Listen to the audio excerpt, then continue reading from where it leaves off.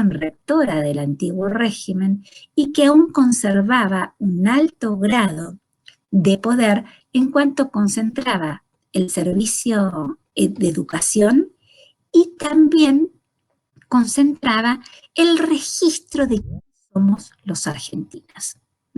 A pesar, cuando Sarmiento hace el primer censo nacional, ya creo que por 1869, es la primera vez que sabemos cuántos somos, porque hasta entonces eran las iglesias las que en sus registros parroquiales anotaban defunciones, casamientos, nacimientos y uniones conyugales. Entonces, una de las primeras cosas que va a hacer este periodo de Roca y de Juárez Celman es tratar de quitarle el poder a la iglesia.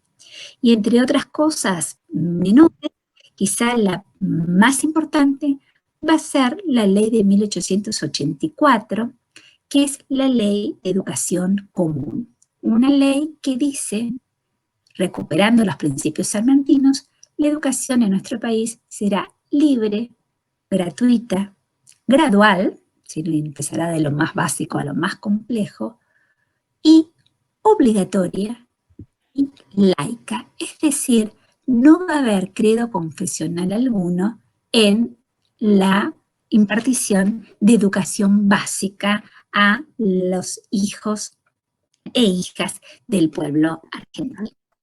Esto implica que la iglesia pierde una pata muy importante, que es la educación religiosa, que era la educación en tiempos previos a la Argentina moderna.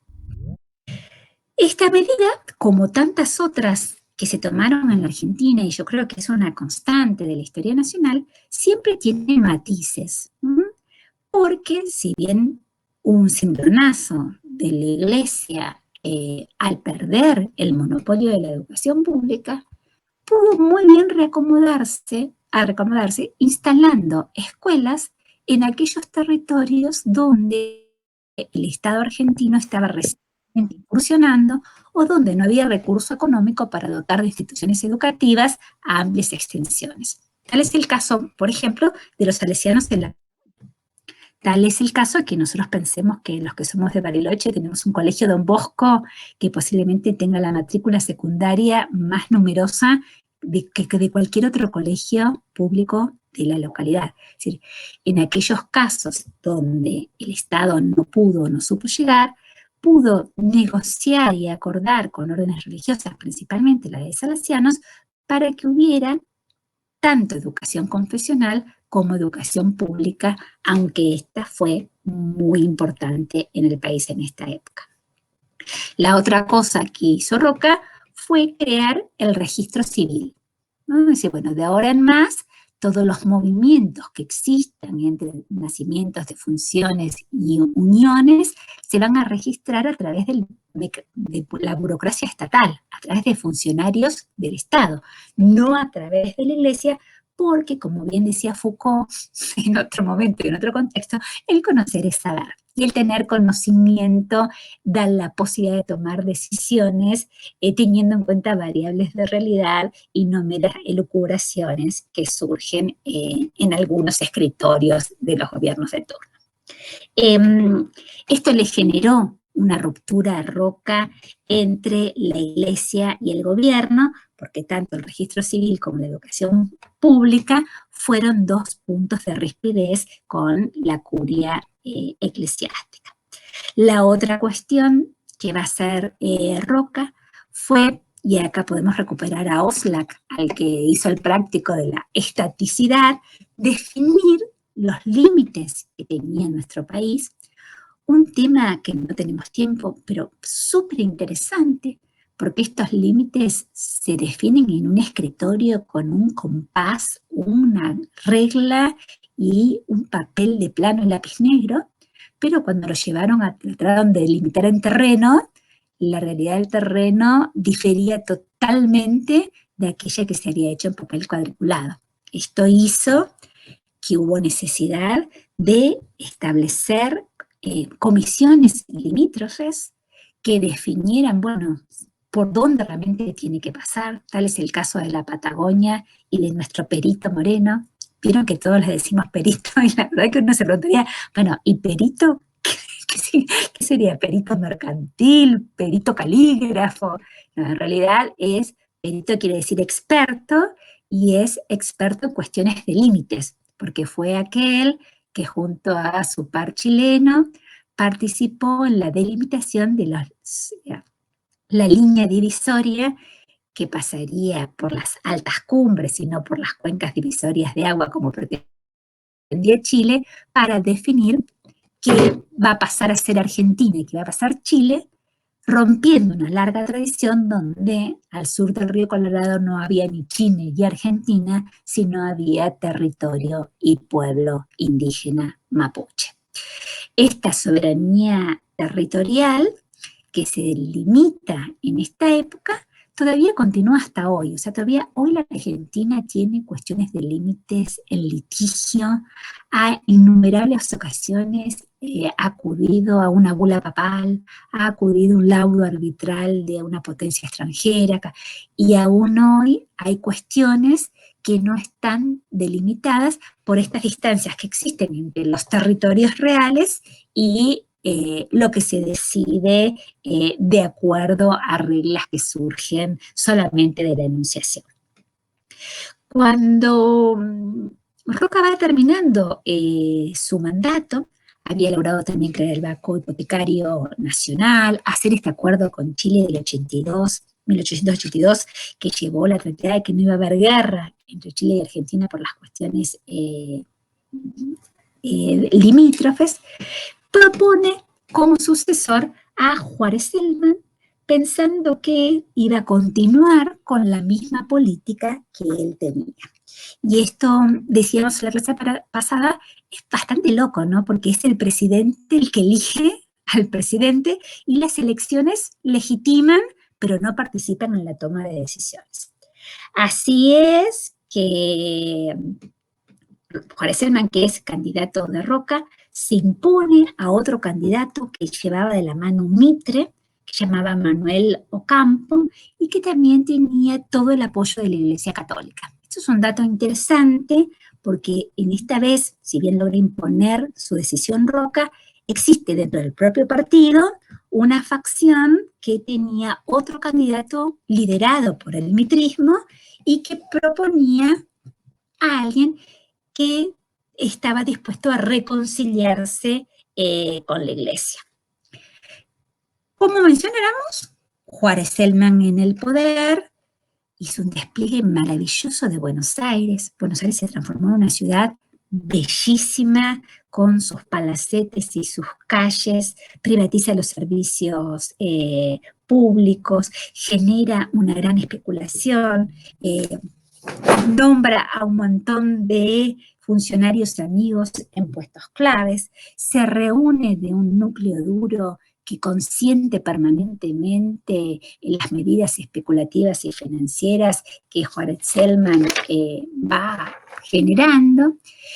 Y esta situación se complica con lo que charlábamos el miércoles pasado, con una crisis económica internacional, a la cual Juárez Celman no pudo dar respuesta, y la única respuesta, que también es bastante moneda corriente en nuestro país, frente a una crisis de esa magnitud que produce la quiebra de bancos porque no podían responder con la manera que habían emitido, hiperinflación, baja del valor de la moneda, Juárez Celman genera una política de subir los impuestos para aumentar la recaudación. O sea, fíjense que recurrente, ¿no? Hay una crisis económica y quien paga esa crisis desatada en un espacio por fuera de Argentina, porque la crisis tiene su epicentro en las potencias centrales, más específicamente en Inglaterra, porque hay una sobreoferta para la demanda que hay de productos, por lo tanto los productos bajan porque no tienen quien los compre.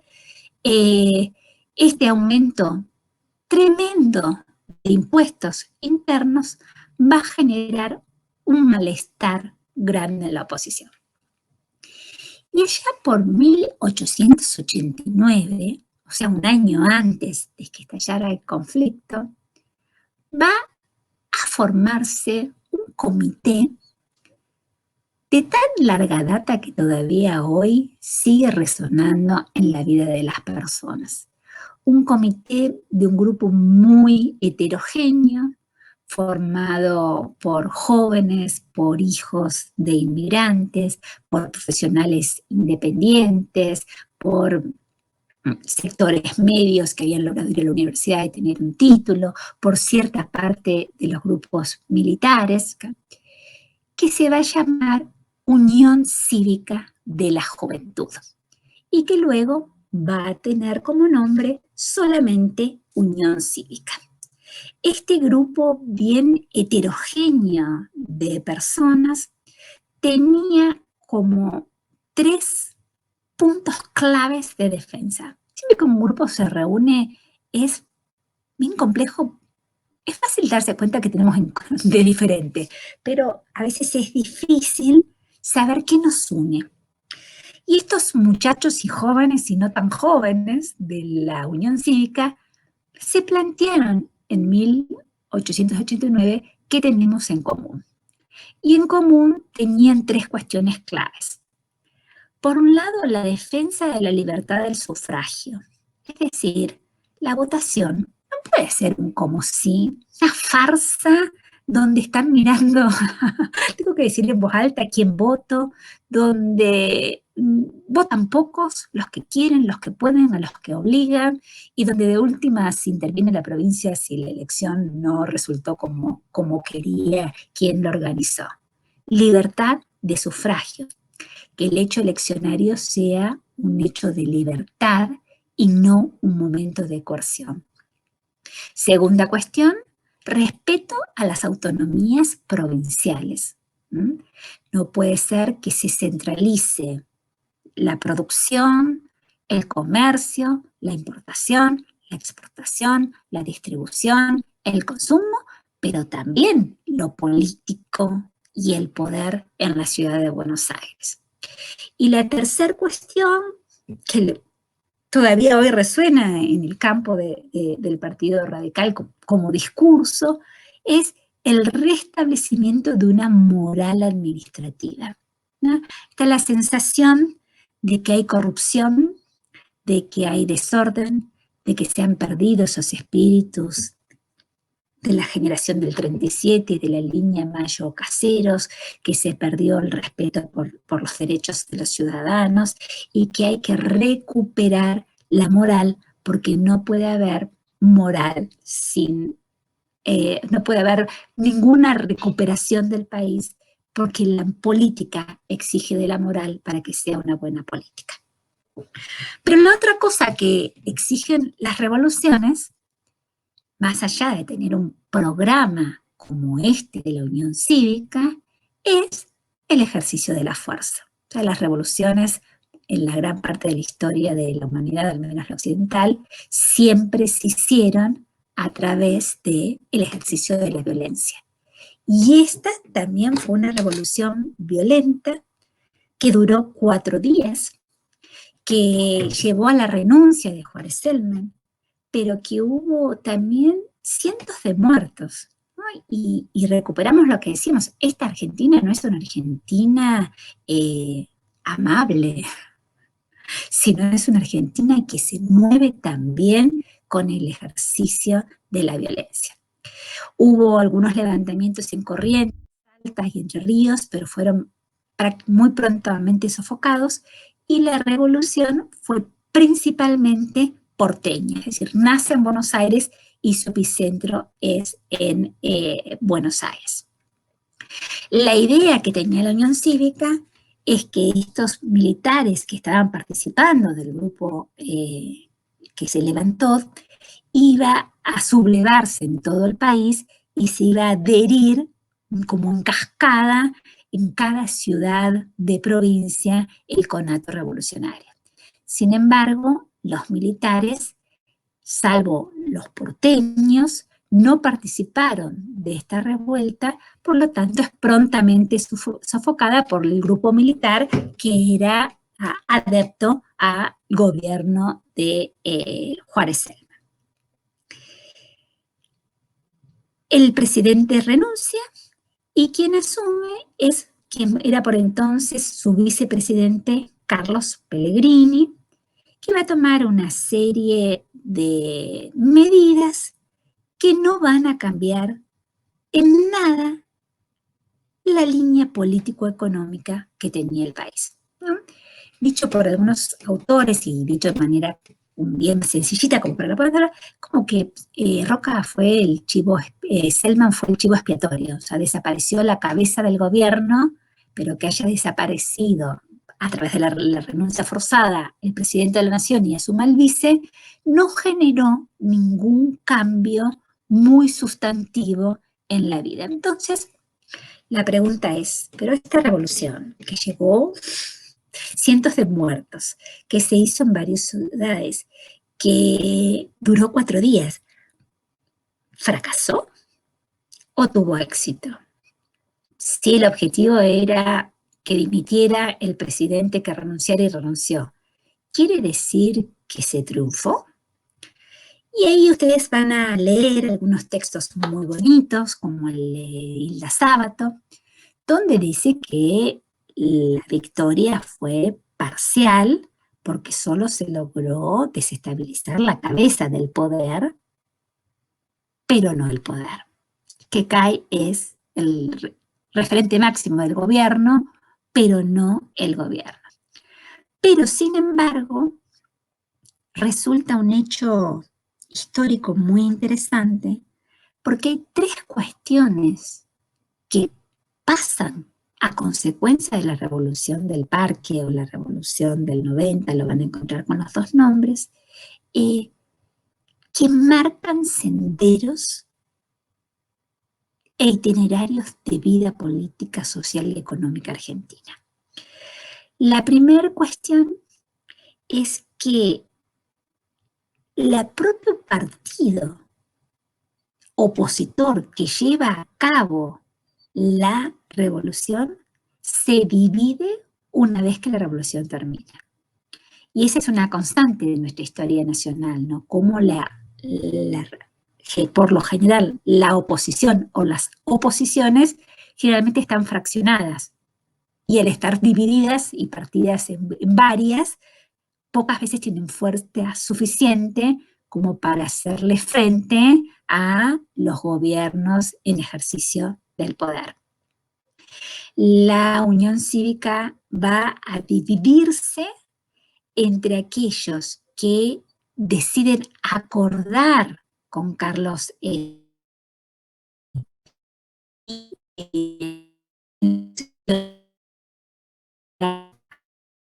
continuar la labor de Pellegrini, y aquellos antiacuerdistas que dicen no. Hay una frase maravillosa de Leandro Lem, dice, no, correligionarios, prefiero que la vara se parta antes que se doble, porque doblar la vara es rechazar el principio de dignidad, moralidad, ética y principios que sostenía el origen de este partido. Entonces, los antiacuerdistas, los que no quieren pactar ni con Mitre, ni con Bernardo de Irigoyen, ni con Roca, van a formar la Unión Cívica Radical. Y aquellos acuerdistas, con Mitre a la cabeza, que van a acordar con Pellegrini, con la sucesión de su gobierno, van a formar la Unión Cívica Nacional. Es decir, ya hay una oposición. La historia de nuestro país es que cuando surge la oposición, ya surge dividida. Desde el vamos, ya no hubo una, sino hubo varias al interior del mismo grupo, más allá de otras políticas que se van a ir sumando a esto, como fueron los socialistas, los anarquistas, los comunistas, que vamos a ver más adelante. La otra cuestión que se fractura en el 90, y vaya si podemos hablar mucho de eso, es la del campo militar. El campo de los militares también se va a dividir en 2, al menos en 2. En aquellos que piensan que los militares son garantes, como decía Slack, del ejercicio legítimo de la violencia, es decir, que ellos tienen que resguardar las fronteras, evitar la secesión, las traiciones a la patria, defender el país en caso de agresión interna externa, es decir, que su accionar está vinculado prioritariamente a garantizar la seguridad, y otro grupo de militares que empieza a intervenir en política y que piensa que es el grupo militar aquel que tiene la capacidad de interpretar lo que mejor le haría al país, ayudar a tomar decisiones, pero también ayudar a concretarlas. Entonces hay como una escisión dentro del propio campo militar, aquellos que empiezan como grupo, porque ya había habido una gran cantidad, miremos a nuestros presidentes, de intervenciones aisladas, singulares, ahora como grupo a participar en política, y otros que se retrotraen y se reagrupan y se consolidan en función de principalmente la seguridad del país. Y la tercera cuestión, y bien interesante también, es que los propios ganadores se dividen. Ese partido autonomista nacional que había sido hegemónico en estos 10 años de roquismo, empieza a su interior a hacerse algunos planteamientos. Y dicho en términos muy sencillos, hay un grupo dentro del Partido Liberal que se reconocen como liberales reformistas, que en síntesis dicen, si no cambiamos algo, vamos a perder todo. Si no cambiamos algo, nos vamos a quedar sin nada. La Argentina cambió y nosotros no podemos seguir pensando el poder como lo pensamos en 1860, en 1870, en 1880, porque este es otro país.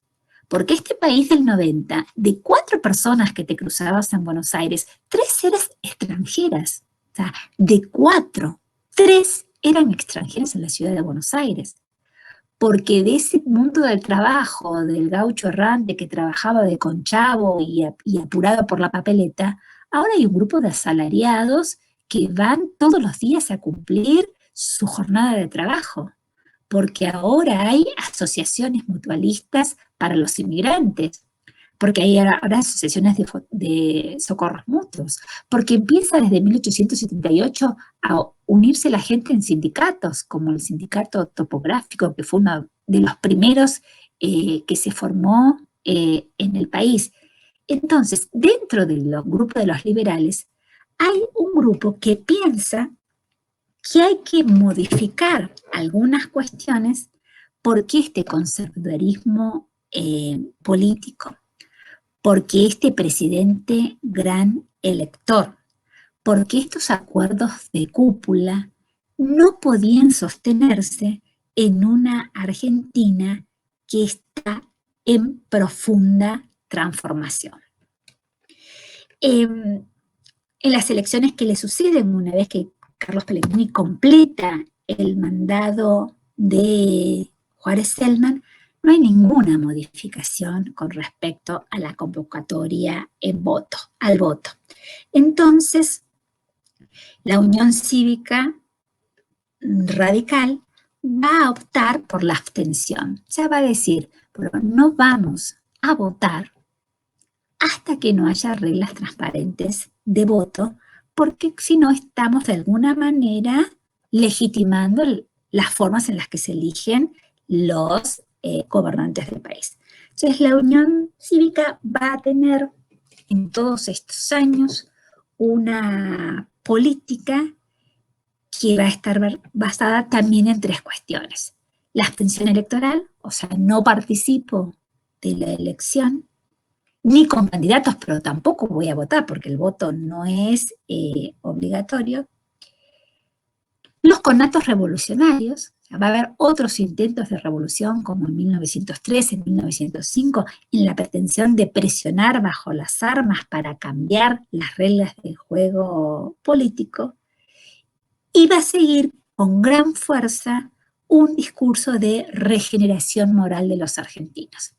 Con algo bien interesante, y ahí aparece una figura que ustedes la van a ver en la Argentina 3, que es Hipólito de Yrigoyen, una persona que habló muy poco en su vida, por lo menos de manera pública, pero que tuvo la capacidad de ir transformando redes políticas locales o provinciales, como eran las porteñas, en una red política de carácter nacional, yendo a visitar las provincias, armando comités en las principales ciudades, buscando intermediarios que pudieran al interior de las comunidades de Córdoba, de Salta, de Mendoza, de Tucumán, informando campos políticos y sosteniendo esta bandera de la intransigencia, o sea, de que no se va a transar con el régimen. Y ahí aparece esta idea de la causa, ¿no? La causa contra el régimen como bandera de discurso retórico a favor del voto y de la participación. La cuestión económica sigue exactamente igual. Sigue habiendo un liberalismo económico que protege algunas pequeñas empresas con productos muy específicos, pero también aparece un discurso, y con esto vamos cerrando, que va a demostrar y va a poner en discusión uno de los mitos de la historia nacional que todavía hoy se siguen repitiendo con fuerza en algunos hasta libros de texto de colegio secundario, y es que los años 80 y 90 en la Argentina fueron los años de auge del modelo agroexportador. Y si bien esto es cierto, acá hay que hacer un gran paréntesis, porque el modelo agroexportador de la División Internacional del Trabajo, de la venta de Argentina de materias primas como la lana, el ganado, en pie, la carne congelada, enfriada primero y congelada después, corresponde a una fracción de la Argentina y a un sector de la Argentina que es el litoral fluvial y la pampa húmeda asociada a la actividad agroganadera. Pero paralelamente, y quien ya empezó a incursionar en el práctico número 3, por ella tiene una idea, existe desarrollo industrial en el país. O sea, la Argentina no fue exclusivamente productora de materias primas. Hubo un modelo industrial que tuvo su auge en los años 80, 90 y principio de siglo, que por decisiones políticas no fue desarrollado, pero que pone en jaque esto de que los países sirven para determinadas cosas y no para otras. O sea, la Argentina tenía potencial industrial y los gobiernos optaron por no profundizar en aquellas industrias, salvo las que hacían a la vida cotidiana. La alimentación, el consumo, la vestimenta o subsidiarias de la producción agroganadera, las trilladoras, las máquinas para el campo, la mecanización de ciertas actividades vinculadas a la crianza o, en el caso de la agricultura, a la recolección. Este país fue productor de materias primas, pero también fue industrial y también tuvo otras economías regionales que no tienen nada que ver con la producción de lana o ganado o trigo, como es el caso de todas las provincias o territorios que vivieron por fuera de la órbita de Buenos Aires. Y hablo principalmente de estos dos grandes bloques que se incorporan a la soberanía de un Estado que se piensa territoriano, como son la Patagonia tras la campaña militar primero y el Chaco tras la campaña militar al Chaco que ocurrió allá por los años 1890. Estas regiones que se incorporan coercitiva y violentamente al Estado-Nación, durante por lo menos todo este periodo, siguen manteniendo relaciones comerciales con los países del otro lado de la cordillera, en este caso Chile, pero el caso de Patagonia, y con Brasil principalmente, pero también Uruguay, Paraguay e incluso Bolivia en el norte y el noroeste, con economías de trueque, de intercambio, de subsistencia, que no tienen nada que ver con el modelo agroexportador. Entonces, en estos años que suceden a la revolución del 90, se empiezan a ver estas grietas, tanto en la oposición como en la conducción como el ejército. Y la bifurcación de estos modelos que parecían únicos, como la producción de materia prima, el atisbo de otras posibilidades de desarrollo. Y para cerrar, recuperando una frase de Gabriel Di Meglio, en esta Argentina de la gran expansión, donde todo creció, también creció la desigualdad, porque es en este periodo donde se concentran las grandes extensiones de tierra a través de los latifundios. La ley de territorios nacionales es la figura jurídica que permite la anexión de los territorios del sur y de los territorios del Chaco. Así se incorporan por la ley de 1884, en el mismo año de la ley de 1420, pero son unidades territoriales que no tienen siquiera participación política. O sea, Patagonia y Chaco no puede elegir sus autoridades, los gobernadores y todos sus funcionarios son elegidos por el gobierno central y solo pueden participar de elecciones municipales, pero cuando las ciudades tengan 3.000 habitantes, los cuales en Patagonia, pensar en 1880, 3.000 habitantes para poder que haya una elección, es seguir participando, va a pasar casi 50 años para que esto se pueda hacer. Entonces, este país tiene ciudadanos de segunda, los territorios nacionales, que no participan de la vida política del país y que fueron adheridos a la lógica del Estado mediante el ejercicio de la fuerza. Tiene intereses económicos diferenciados, un gran sector agroganadero, pero también una producción industrial incipiente y un conjunto de actividades provinciales vinculadas a países limítrofes que no participan del modelo económico liderado principalmente por el puerto de Buenos Aires y la dirigencia argentina. Tiene un caudal inmigratorio altísimo. La inmigración que venía desarrollándose en el país, entre los 80 y los 90, se produce la gran expansión, es cuando explota, es cuando llegan 8 millones de personas a nuestro país. Entre 1880 y 1890, el 66% del crecimiento poblacional fue causa a la inmigración. ¿Se entiende esto? O sea, la población aumenta un 66%, pero aumenta un determinado número, pero de ese porcentaje el 66% se debe a las migraciones que van a cambiar la fisonomía del país. 1890 al 1900, de 66 se reduce al 38, principalmente por la crisis del 90, y después de 1900 hasta la Primera Guerra Mundial vuelve a retomarse. Estos inmigrantes primero se quedan en el campo, pero a medida que la tierra aumenta de precio no tienen más remedio que transformarse en inmigrantes urbanos, y esta también es otra realidad, ¿no? Porque estos inmigrantes que viven en las ciudades muchas veces en condiciones donde no tienen acceso al agua potable, a la vivienda digna, a un trabajo continuo, también va a generar un caldo de cultivo para los cambios que se avecinan. ¿Qué pasa con la Argentina entonces después de 1900? Cuando estas bifurcaciones de militares, oposiciones y gobierno empiezan a mostrar sus frutos y donde las desigualdades cobran voz y se transforman en acciones concretas.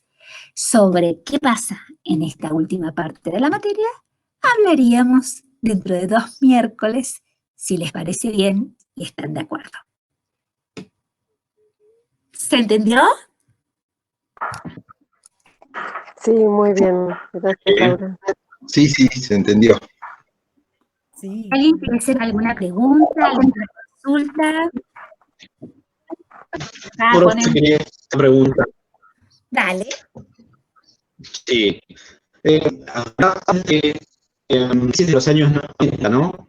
Y la crisis de los años 90 hablas de una crisis excelente, ¿no? Pero, por lo que entender, mucho de la crisis de Biden, de la financiera Biden, se genera por un exceso de préstamo al Estado argentino, ¿no? Me parece medio difícil entender. Estás hablando mucho que la economía se convierte en ¿Sabes que te los puestos escuchamos? de Portugal. Por lo menos yo no sé el resto, te escucho como cortado y no alcanzo a entender si hay Gaby. Escucha como raro. Por ahí si bajás un poquito el micrófono. Por ahí. O sacar el audio por ahí, Adrián. Sí, a veces el video. se satura. Voy a probar sin video. A ver, porque me encanta que hagan preguntas, me pone feliz, pero no lo puedo entender. Bien, relacionada a la crisis de los años 30, relacionada con un contexto de la crisis ¿no? Pero que esa crisis externa se refiere mucho al sobrepréstamo al Estado argentino, ¿no? Y me resulta difícil a veces de entender de cómo un Estado que había proliferado tanto económicamente y con el aumento de exportaciones, que estaba en pleno desarrollo, se endeudara de qué forma. Bien, es interesante tu pregunta. En realidad cuando se endeudan los que más tienen, pero quienes pagan las deudas por lo general son los que menos tienen.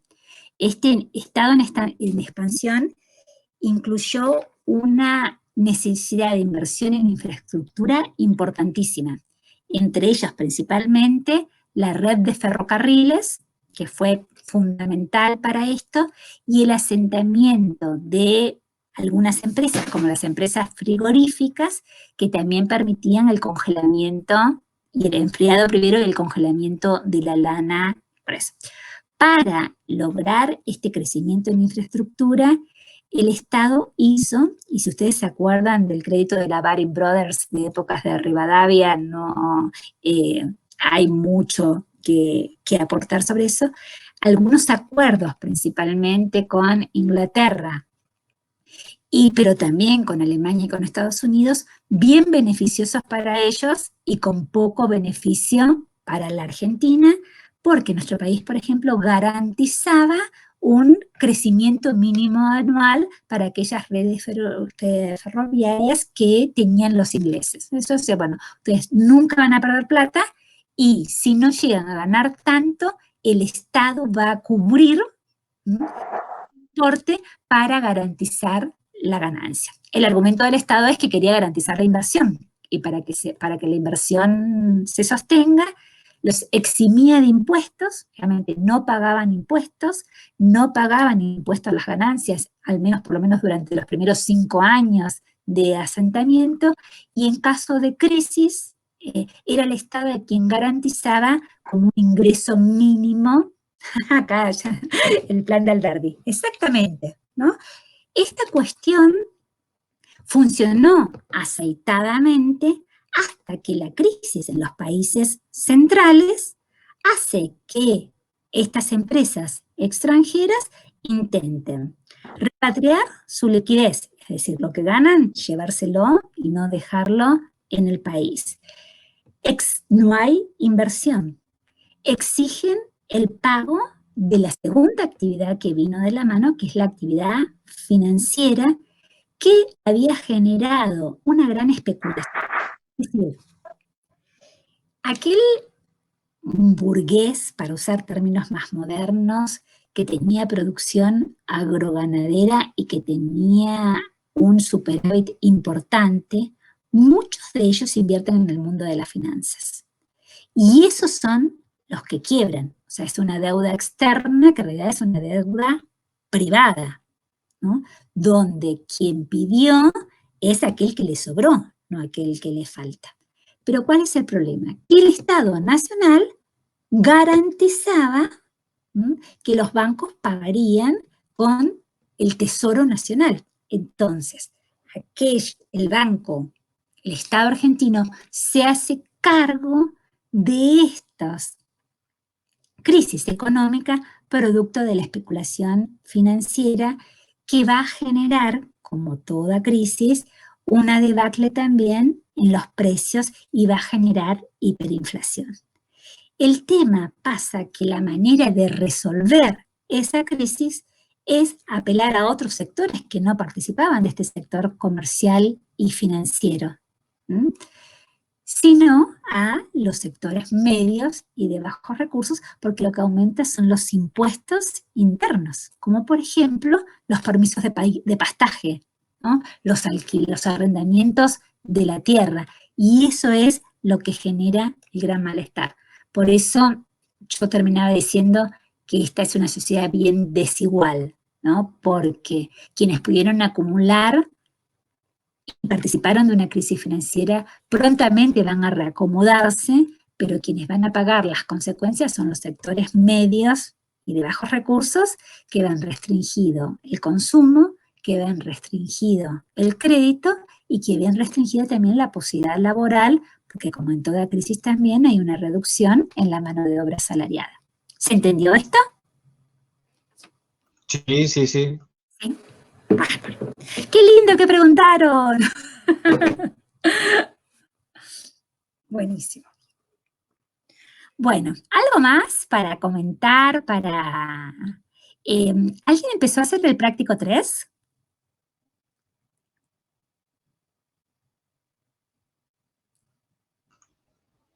No. Bueno. Cuando vean el práctico 3, recupera esta cuestión económica y lo que intenta es quebrar este mapa mental de modelo agroexportador, ¿no? Y poder pensar también la producción industrial y las economías regionales en crisis, donde coexisten todas estas realidades de pequeños, medianos y grandes productores. Laura, Sí.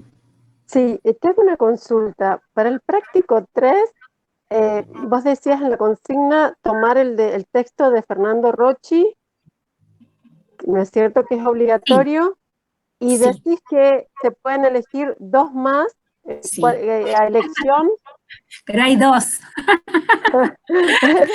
Digamos que era una elección así como estaba. Sí, a eso me Estoy como las refería. elecciones. Hay 2 más.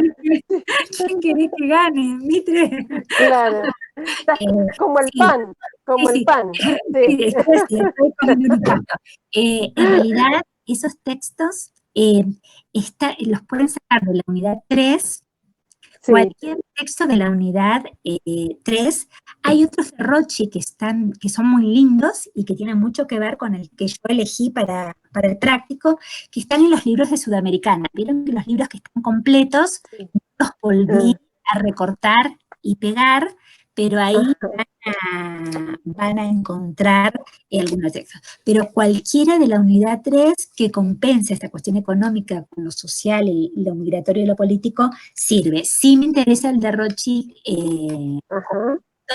porque es el único que trabaja esta cuestión de el pragmatismo y la actividad industrial en la Argentina con una mirada nueva, porque hasta hace muy pocos años siempre se supo que Argentina no tuvo desarrollo industrial hasta la crisis de 1930, que empieza el proceso de sustitución de importaciones. Bueno, Rocchi demuestra que no es cierto y que hay industria temprana en el país, por eso me interesa que lo lean y que lo miren. Okay. Ajá.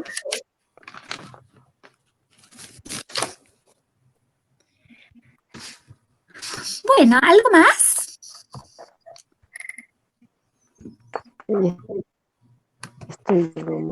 Veo que somos 1, 2, 3, 4, 5, 6, 7, 8, 9, 10, 12, 14, 15. Estamos todos. ¡Qué buenísimo!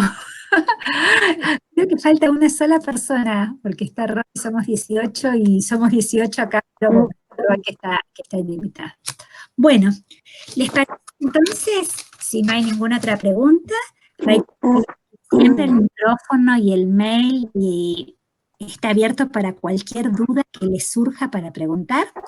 Que nos veríamos 6:30, no el miércoles que viene, sino el otro, y que en ese miércoles entonces veríamos desde fines de siglo hasta 1916 cómo llegamos a la ley Sáenz-Peña. Y nos quedaría después trabajar algo sobre mujeres indígenas y territorios. Con eso cerraríamos la cursada y daríamos la propuesta de parcial. ¿Les parece? Sí. Muy bien. ¿Sí? Bien. Perfecto. Bueno. Sí. Buenísimo. Laura, ¿te Bueno. puedo hacer una consulta? ¿Puedes enviar un audio sobre esta clase de la unidad 3? Porque no subiste audio y están buenos para irlos escuchando cuando vamos haciendo los trabajos prácticos también. Yo no lo subí porque alguien de ustedes, creo que era Federico, creo que pensaba que era Adrián, pero no sé si Federico o Fernando, alguien había dicho y los podía grabar. ¿Lo están haciendo? Pregunto. Porque alguien contó el otro día que podía grabar la clase y subirla. Acá Santiago dice, yo los grabo. Los estoy grabando. Bárbaro. Fer, ¿vos me los podrías mandar?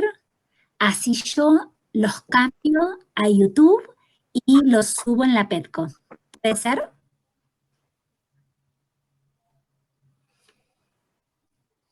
El tema de la Petco es que tiene hasta 20 megas de capacidad, entonces hay que hacer todo un tratamiento para cambiar de formato para hacerlo más liviano, porque si no, no lo cargo.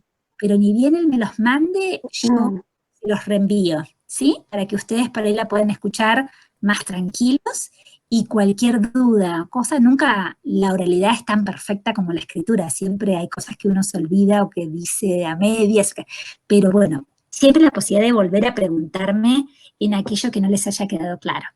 Pero ni bien los reciba, los subo a la Petco. Bien. Bárbaro. Buenísimo, gracias. Bueno, gracias a ustedes, gracias por estar. Gracias. No, ánimo, Gracias, ánimo. Laura. Nos vemos. No desesperen de a poquito Gracias. lo que pueda, pero tenemos que tratar de estar juntos y ayudarnos a transitar este momento difícil, tomados de las manos, aunque no tengamos manos y esté prohibido, tendría que ser tomado de los codos, pero bueno, ¿qué le vamos a hacer? Pero cuenten conmigo para los que los pueda ayudar. Gracias, Laura. Gracias, Laura. Gracias. Hasta luego. Hasta Gracias. luego. Gracias. Chao a todos. Chao, Roy. Chao, gracias.